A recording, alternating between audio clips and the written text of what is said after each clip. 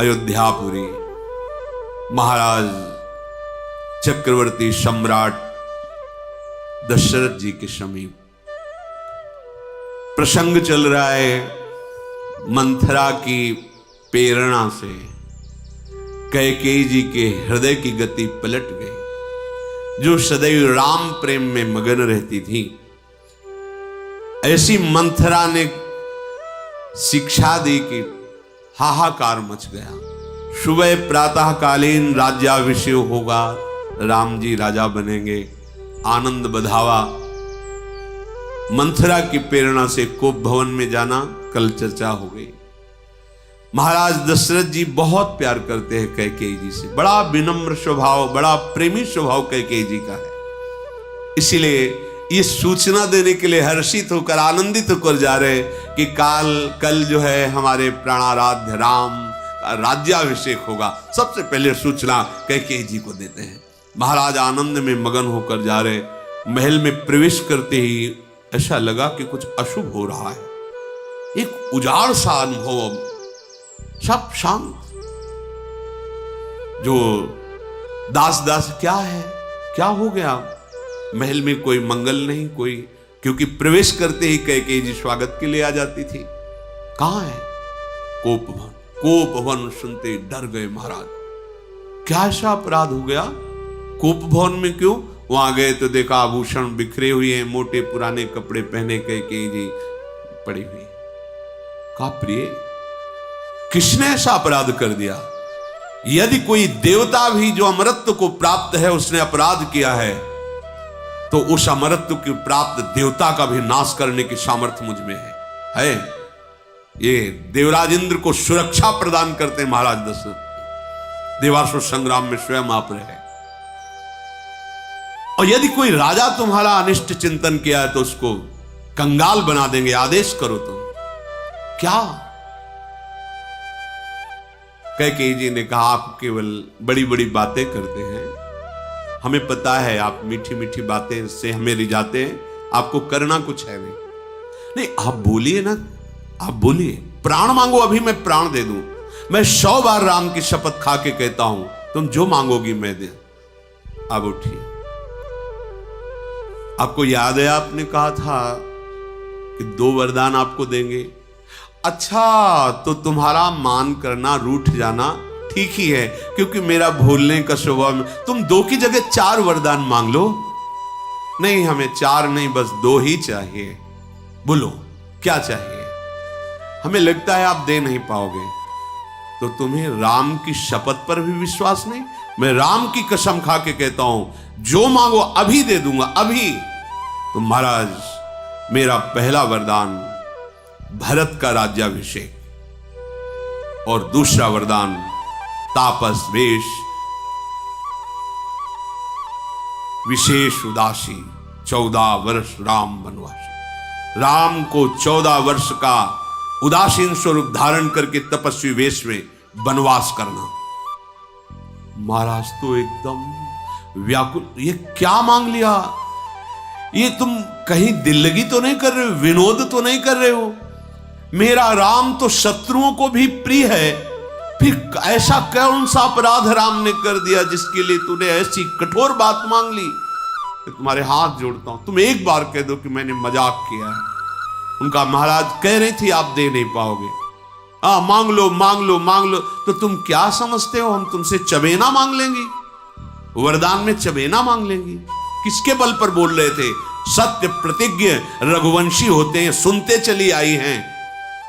और मैं खरीद के आई हूं क्या? ब्याह के लाए हो तो क्या मेरा पुत्र भरत अधिकारी नहीं हो सकता? दशरथ जी ने कहा सुबह होते ही भरत जी को मैं राज्याभिषेक पर, मेरे राम को वनवास की बात तूने क्यों मांग ली?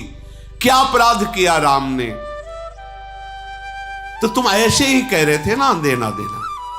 देखी व्याधि असाधन नृप, पर्यु धरनी धुनि मात, कहत परम आरत बचन, राम राम रघुनाथ। दशरथ जी ने जान लिया कि ये ऐसा रोग पैदा हुआ, अब मेरी मृत्यु होगी, क्योंकि मैं राम के बिना जी नहीं सकता।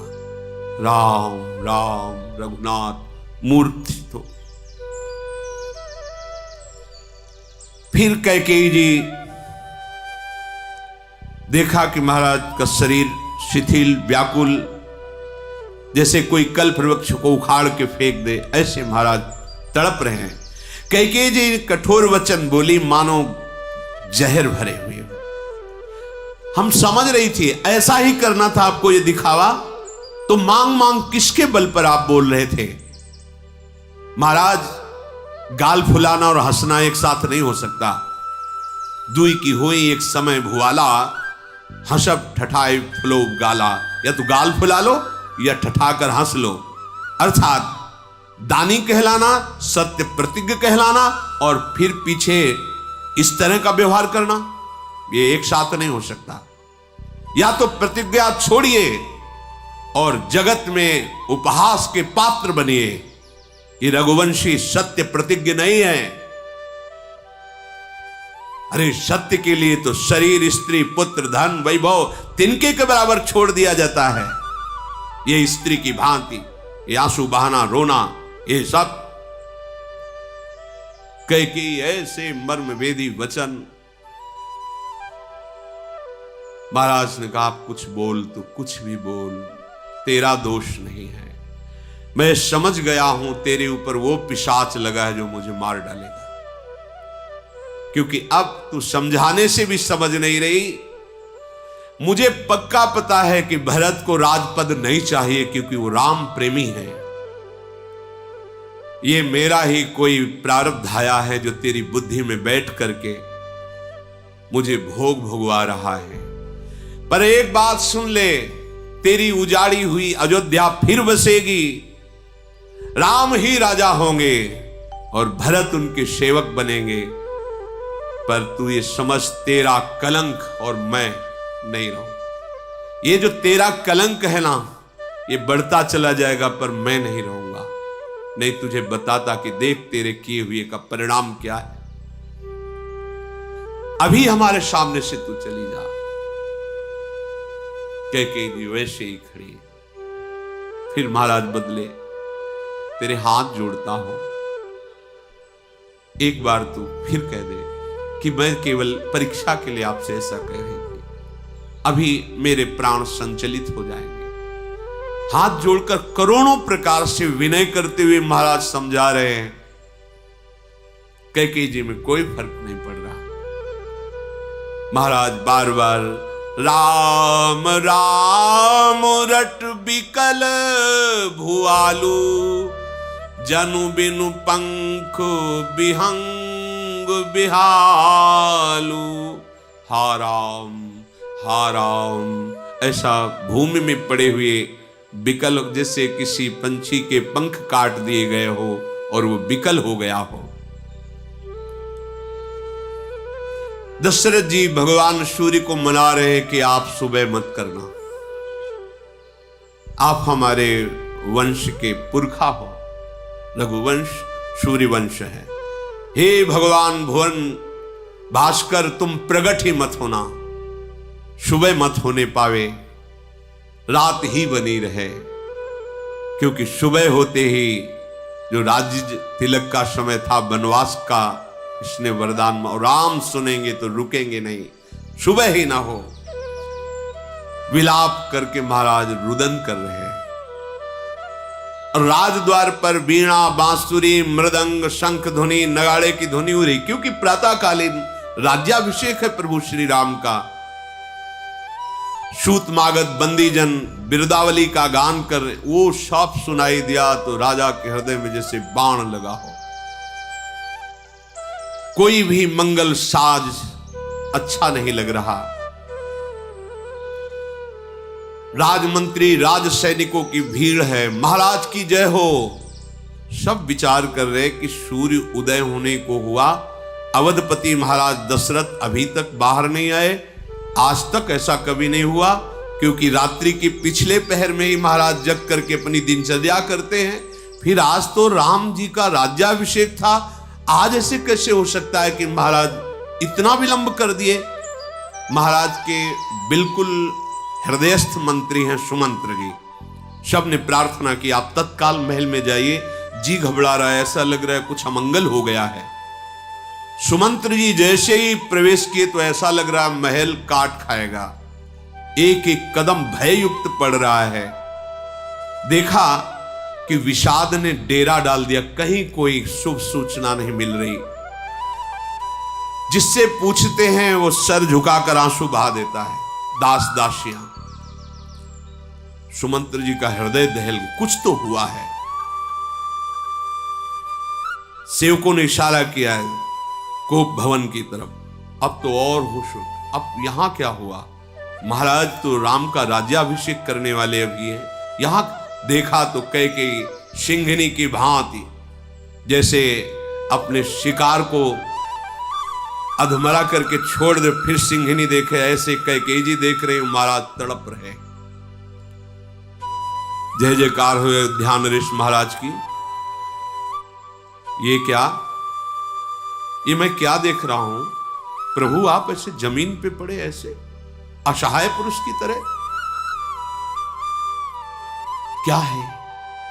महाराज तो कुछ बोल ही नहीं पा रहे। कैकेयी जी ने कहा महाराज को रात भर नींद नहीं आई है। अब क्या कारण है वो तो जगदीश्वर जाने, बस इनके मुख से यही सुन रही हूं, राम राम हा राम राम राम। अब इसका क्या भेद है तो महाराज ही जाने। हमें लगता है यदि तुम राम को बुला लाओ तो शायद है कि ये जो स्थिति है ये बदल जाए, क्योंकि राम राम ही पुकार रहे हैं। कुछ नहीं बताया कैकेयी जी ने। सुमंत्र जी तत्काल नमन, क्योंकि जो महाराज का आदेश वही महारानी का आदेश, तुरंत सर नवाया और रास्ते में सोच रहे कोई तो कुचाल कैकेयी जी ने की है। महाराज की ऐसी दशा तो हमने जीवन में कभी नहीं देखी। बहुत व्याकुल हैं, व्याकुलता पूर्वक विचार करें कि क्या होगा अगर हम राम को लिवा के लाए। कुछ तो है, क्या है? इतने महान मंत्री वहां तक सोच ही नहीं पा रहे कि कहीं राम को कोई 14 वर्ष के वनवास की बात हो सकती है। धीरज धरकर बाहर निकले तो सब मंत्री, सैनिक, नगर के सूत मागध, बंदी जन सब, क्या हुआ महाराज? महाराज क्यों नहीं आ रहे? सबको धैर्य, अभी सब शांत रहो, शांत रहो। अलग अलग महल थे। श्रीराम जी का अलग, लखन जी का अलग, भरत जी का अलग, शत्रुघ्न जी का अलग, कौशल्या जी का अलग, सुमित्रा जी का अलग, कैकेयी जी का अलग। महाराज दशरथ चक्रवर्ती सम्राट हैं। भगवान श्री राम ने देखा कि पिता के समान बंदनी सुमंत्र जी आ रहे, तत्काल बाहर निकल करके प्रणाम मुद्रा में आइए, तो उनका आने का समय नहीं है। महाराज आपके श्रीमुख के दर्शन करना चाहते हैं, आप तत्काल पधारिए। बिना किसी राज लिबास के, क्योंकि सुबह अभी राज्याभिषेक होना है तो वहां तो अलग सादी पोशाक में, पीछे अकेले प्रभु, आगे सुमंत्र जी। जो देखता है घबरा जाता है कि नहीं नहीं कुछ तो गड़बड़ हो गया। ऐसा नहीं हो सकता था कि आज हमारे प्रभु ऐसे जाते। वो तो छत्र आदि जय जयकार करते हुए, वेद ध्वनि होती हुई, जो राज्याभिषेक की जैसी प्रणाली होती है राजाओं की, ये तो साधारण लिबास में जा रहे हैं। सारी प्रजा के ओठ सूख रहे हैं, क्योंकि प्राणों से भी अधिक प्रिय श्री राम है। जहां ऐसा लग रहा है मणि के बिना जैसे सांप व्याकुल, ऐसी पूरी प्रजा व्याकुल। क्या हो गया? पर कोई कुछ बता नहीं रहा।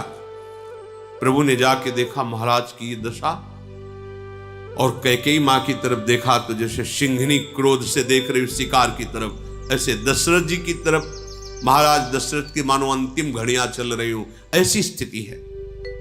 कोमल स्वभाव करुणामय प्रभु, पहली बार ये दृश्य देखा है। दुख का पहली बार दृश्य देखा है। ना कभी दुख सुना था, ना कभी दुख देखा था, पहली बार देखा। माता को प्रणाम किया और हाथ जोड़कर कहा, माता, पिताजी का ऐसा स्वरूप मैंने कभी नहीं देखा। क्या दुख है? आप तत्काल आदेश कीजिए। पिता को ऐसे दुख में देख करके मैं व्याकुल हो रहा हूं। कैकेयी जी ने कहा कि राम क्या दुख है राजा को ये तो राजा ही जाने, पर मुझे ऐसा लग रहा है वो तुम्हें बहुत प्यार करते हैं। और इन्होंने कभी हमसे कहा था कि 2 वरदान मांग लेना, आज मुझे मांगने की इच्छा हुई, मैंने मांगा, इसलिए इनकी ये दशा हो गई। क्या वरदान? भरत को राज तिलक और तुम्हें 14 वर्ष का वनवास। माता, ये तो हमारा सौभाग्य है कि पिता के द्वारा दिए हुए वरदान की मैं अक्षरशः पालन करूं और मेरा प्राण प्रिय भरत राजा होगा। इससे बड़ा खुशी का हमारे लिए कौन सा अवसर हो सकता? भगवान है, भगवान। देखो, ये तो मेरा इसमें तो पिताजी को आनंदित होना चाहिए। अब जो भी हो, तुम इनकी आज्ञा सिरोधार्य करो। बेधड़क ऐसी कड़वी बाणी, मानो कठोरता ही मूर्तिमान होकर के खड़ी हो। महाराज दशरथ के कान में तो शब्द पड़ ही रहे हैं, ऐसा लग रहा तक तक करके हृदय में बाण कैकेयी मार रही है। सूर्य कुल के सूर्य, स्वाभाविक ही आनंद निधान भगवान श्री राम प्रसन्न होकर के कह रहे हैं, माता, आज मैं बड़भागी हुआ। पिता की आज्ञा से मुझे वनवास होगा और मेरे प्राण प्रिय भरत का राज्याभिषेक। मैं इतना सुखी हुआ, मैं तुम्हें कैसे बताऊं। हे जननी, संसार में कोई मेरे समान बड़भागी इस समय नहीं होगा, क्योंकि पिता की आज्ञा का पालन करने का सौभाग्य मिला। और इस वरदान में मुझे उन महामुनि तपस्वी जनों से भेंट होगी जो सदैव भगवत चिंतन परायण रहते हैं, उनकी सेवा का अवसर मिलेगा और आपके हृदय में शीतलता होगी क्योंकि आपने वरदान मांगा है, और पिता का यश होगा क्योंकि उनकी सत्य प्रतिज्ञा। मेरा तो अहोभाग्य, अहोभाग्य। कैकेयी जी सुनकर मुस्कुरा रही है। दशरथ जी के ऊपर पहाड़ का पहाड़ दुख टूट रहा है कि राम भी वही बोल रहे हैं जिससे मेरे प्राण निकल जाएंगे। महाराज तो बड़े धीर और गुणों के अथाह समुद्र हैं। इस तरह से एक छोटी बात के लिए दुख नहीं करना चाहिए। रघुकुल श्रेष्ठ भगवान श्री राम मधुर वचन बोल रहे हैं। कैकेयी जी इसलिए प्रसन्न हो रही कि उनकी चाही बात पूरी हो रही है। कैकेयी जी ने कहा कि राम, सत्य कहती हूं, अगर तुम वनवास चले जाओ तो अभी महाराज सुखी हो जाएंगे। कैसा कठोर हृदय भगवान अपने लीला पात्र का कर देते हैं। कैसा कठोर। सत्य कहते, अगर तुम अभी वनवास की तैयारी करो तो अभी महाराज स्वस्थ हो जाएंगे। तात तुम्हारा कोई अपराध नहीं है जिस अपराध के कारण हमने मांगा हो। राम, तुम सबको प्यारे हो, पर हमारी इच्छा हुई तो हमने मांग लिया है। तुम्हारी बलिहारी जाती हो, पिता की आज्ञा का तुम अक्षरशः पालन करो। मुख से तो वचन ऐसे बोले, हृदय में बड़ा जहर भर गया है। ए कुशंग कितना बड़ा षड्यंत्र रच सकता है, देख लो। एक दासी के कुशंग से ऐसी परम पावन हृदय वाली माता के हृदय में कैसी कठोरता आ गई। जो भरत जी की माता है, प्रेम समुद्र भरत, जिनके गर्भ में पले हुए वो माता कह कि राम जी को प्राणों से भी अधिक प्यार करती रही हैं, पर कुशंग का ये स्वरूप। इसीलिए नरक का वास मिल जाए अच्छा, दुष्ट का संग न मिले, कुशंग न मिले, नहीं इष्ट गुरु साप से विमुख करा देता है। मूर्छा दूर हुई महाराज दशरथ जी की। राम राम राम, देखा सामने राम। उठ के तो बैठ नहीं सकते, इशारे से भगवान को छाती से लगा। स्नेह से विकल होकर अश्रुओं से अभिषेक कर रहे हैं, जैसे सांप को खोई हुई मणि मिल गई हो। महाराज दशरथ के आंसुओं से भगवान का श्रीअंग अभिषिक्त हो रहा है।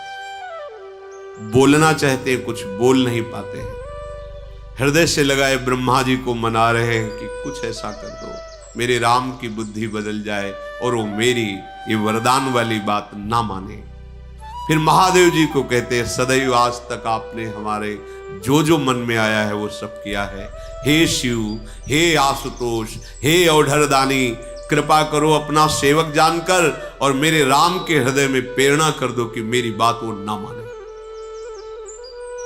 वो घर में रह जाए, जगत में अपयश हो, सारे पाप मुझे भोगने पड़े, पर मेरा राम मेरे से दूर न हो। हे महादेव ऐसी कृपा कर दो, श्री रामचंद्र मेरी आंखों से कभी ओझल ना हो। मन ही मन बोल रहे हैं, अंदर से प्रार्थना कर रहे हैं, आंखों से आंसू भगवान के तन में पड़ रहे हैं। प्रेम विवश देखा भगवान ने दशरथ जी को, हाथ जोड़कर कहा, पिताश्री ढिठाई करता हूं, मुझे बाल्य भाव में देखकर क्षमा कीजिएगा। इतनी छोटी बात के लिए इतनी विवशता आप में उचित नहीं है। आप महान धैर्यवान हैं। मां ने वरदान मांगा, आपने दिया, अक्षरशः उसका हम पालन करेंगे। 14 वर्ष क्या होते हैं, अभी गए, कुछ दिनों में वापस आ गए। पिताजी, इस मंगलमय स्नेह के समय आपको ये सब छोड़ देना चाहिए, ऐसा विकल नहीं होना चाहिए।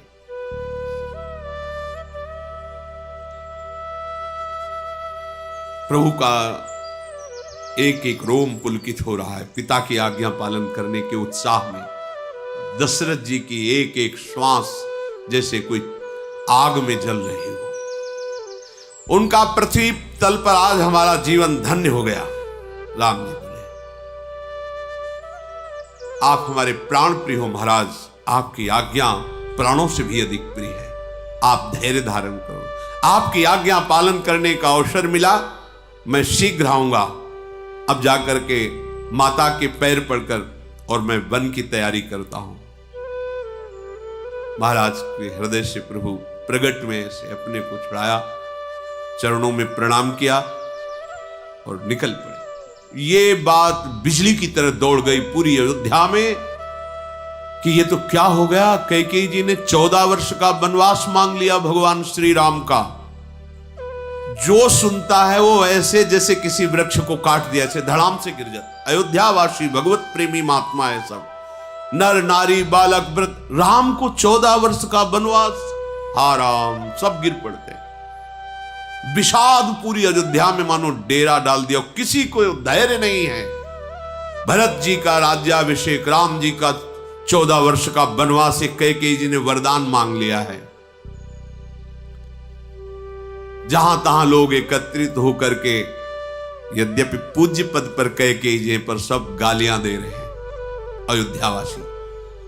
अरे भरत की मां ऐसा पाप में विचार, इस पापिनी ने क्या किया, पूरी अयोध्या का नाश कर दिया। बहुत सब हाहाकार मच गया। अरे ये अपनी आंखों को निकालकर रूप देखना चाहती है, ये अमृत फेंक कर विष पीना चाहती है। कुटिल कठोर दुर्बुद्धि अभागिनी कैकेयी ने ये क्या कह दिया। हमारे प्रभु रघुनाथ जी को 14 वर्ष का वनवास, ऐसे अयोध्यावासी ये पत्ते का सहारा लेकर पेड़ की जड़ काट दी। किस पर भरत राज्य करेंगे। अरे हम सब प्राण त्याग देंगे, अयोध्यावासी राम के बिना एक क्षण नहीं जीवित रह सकते, तो भरत राज्य किस पर करेंगे। ये नहीं समझा कैकेयी जी ने। ये क्या, हाय विधाता, हम क्या देखने के लिए उत्सुक थे। राम का राज्याभिषेक क्या दिखा दिया। मेरे प्राण प्रिय राम को 14 वर्ष का वनवास।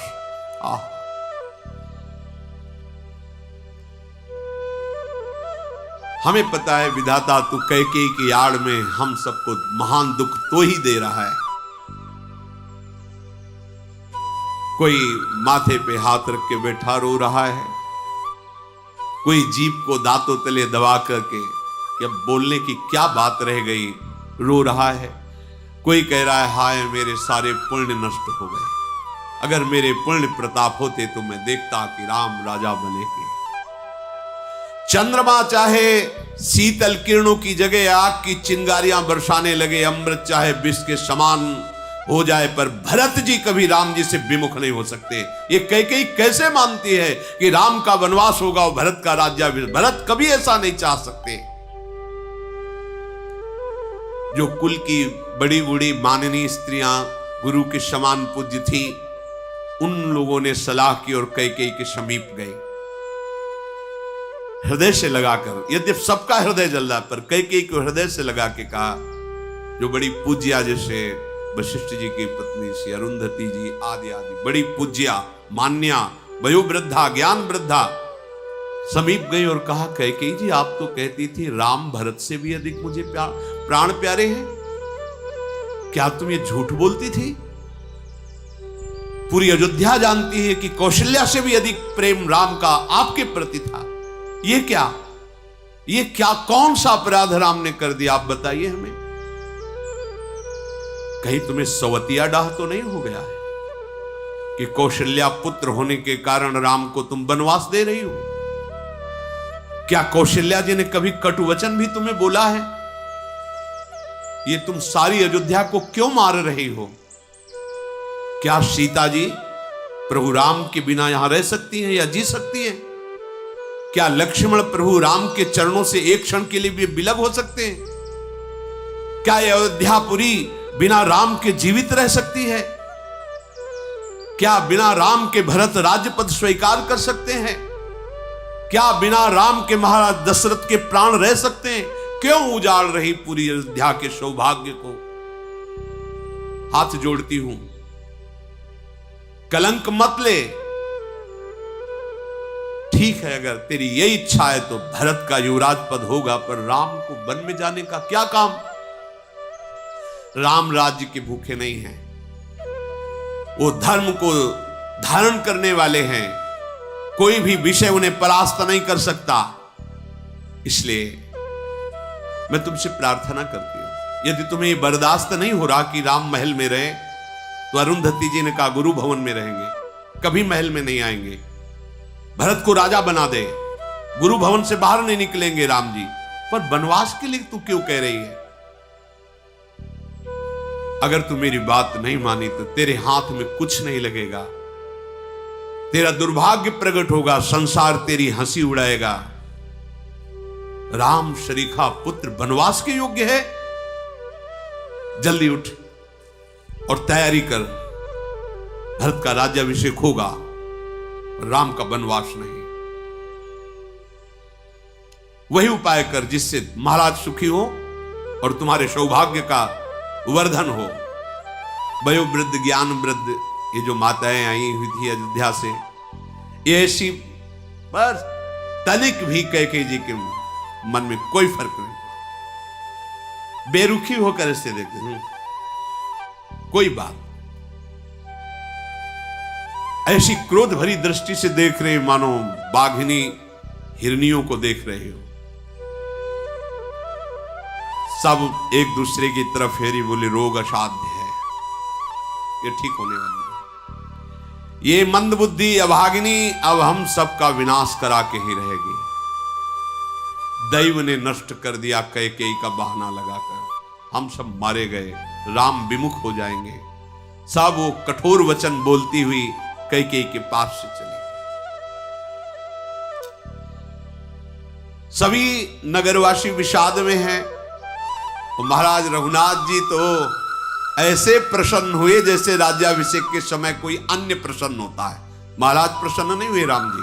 जब राज्याभिषेक की बात सुनी तो उन्होंने कहा, इस वंश में एक ही अनीति है, हम चारों भाई साथ जन्मे, साथ खेले, साथ सब संस्कार हुआ, पर राजा मुझे क्यों बनाया जा रहा है? ये हमारे प्रभु का स्वभाव है। जब सुना वनवास और भरत का राज, उछलते हुए कौशल्या जी के महल की तरफ जा रहे हैं। बहुत प्रसन्नता, कोई शोक नहीं है। देखा मुस्कुराते हुए रघुनाथ जी आ रहे, कौशल्या जी दौड़ पड़ी। अभी बड़े बड़े महल, वहां सूचना नहीं पहुंची अभी। कौशल्या जी ने तत्काल हृदय से लगा के माथा चूमा, मेरे लाल आज मैं बहुत खुश हूं। हृदय से लगाया, प्रेमवश माता के स्तनों से परम पावन दुग्ध राम जी का अभिषेक कर रहा है। महान आनंद, जैसे किसी कंगले को कुबेर पद प्राप्त हो जाए। बेटा आज मुझे वो सुख मिल रहा है, जल्दी करो। गुरुदेव ने जितने विधान बताए हैं वो सब विधान करना है। पूरी अयोध्या चाहती है जिस समय राज्याभिषेक होगा ना तुम्हारा, पूरी अयोध्या आनंदित हो जाएगी। देखो, अब विलंब मत करो। तात जाऊं बलि बेग नहाओ, जो मन भाव मधुर कछु खाओ। देखो, हमें पता है राज्याभिषेक में बहुत समय लगता है, जल्दी ना हो। हम कुछ बाल भोग बनाए, आप पाओ, फिर गुरु की आज्ञा के अनुसार राज्याभिषेक में जाओ। बहुत समय लगता है, तुम भूखे रहोगे और हमें अच्छा नहीं लगेगा। जल्दी जल्दी हम तुम्हें कुछ पवा देते हैं, स्नान करो जल्दी। भगवान गंभीर मुद्रा में खड़े, रघुनाथ तुम मेरी बात क्यों नहीं मान रहे? आज तक तो ऐसा नहीं हुआ। बात कहते ही तुम कहते थे जो आज्ञा, लेकिन इस समय तुमने उत्तर क्यों नहीं दिया? प्रभु ने कहा, मां थोड़ा धैर्य धारण करना, जो मैं बात कहने जा रहा हूं। क्या क्या बात कहने जा रहे हो? मां, मुझे पिताजी ने 14 वर्ष का बन, बस